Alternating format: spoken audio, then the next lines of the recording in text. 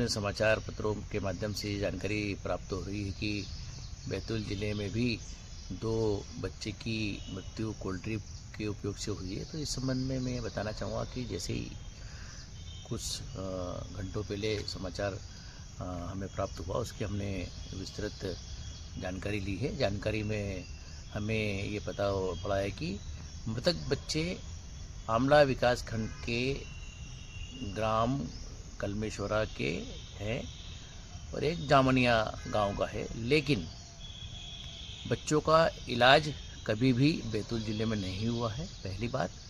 दूसरी बात, बैतूल बच्चों की जो डेथ हुई है वो लगभग 1 सप्ताह से लेके 1 महीने पहले की घटना है, जिसकी कोई जानकारी किसी भी पक्ष ने हेल्थ डिपार्टमेंट में या स्थानीय प्रशासन को या पुलिस में प्रस्तुत नहीं की है।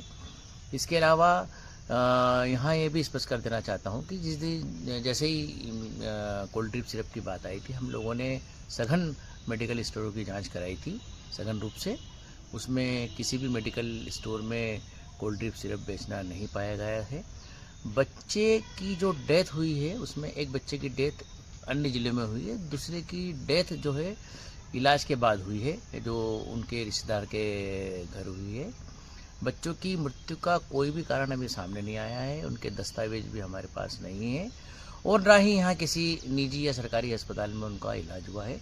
जो घटना के बाद जब हमने तथ्य जुटाए हैं तो हमें ये पता पड़ा है कि बच्चों का इलाज परासिया में हुआ था, संभवतः डॉक्टर सोनी के पास में। चूँकि घटना यद्यपि यहाँ की नहीं है, बैतूल ज़िले की, लेकिन बच्चे बैतूल ज़िले के रहने वाले हैं। ऐसी स्थिति में संवेदनशील दृष्टिकोण अपनाकर हम सीएमएचओ के माध्यम से घटना की जानकारी ले रहे हैं कि उनका इलाज किन परिस्थितियों में डॉक्टर ने किया है, वास्तविक कारण क्या थे, दूसरी अन्य चीज़ें क्या थी, वो हम उसकी जानकारी प्राप्त कर रहे हैं, जिससे शीघ्र बताएं।